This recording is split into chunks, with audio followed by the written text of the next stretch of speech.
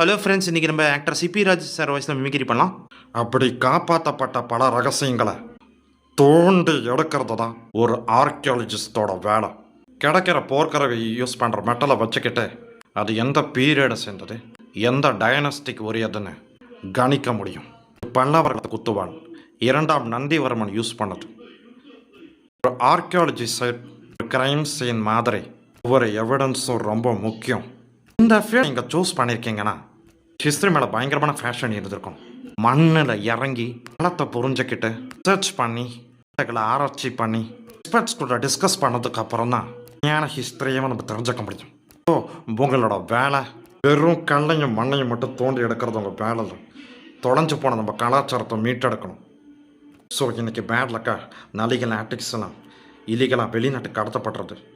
So சொசைட்டியில் உங்களுக்கு பெரிய ரெஸ்பான்சிபிலிட்டி இருக்குது. வேற ஒரு நல்ல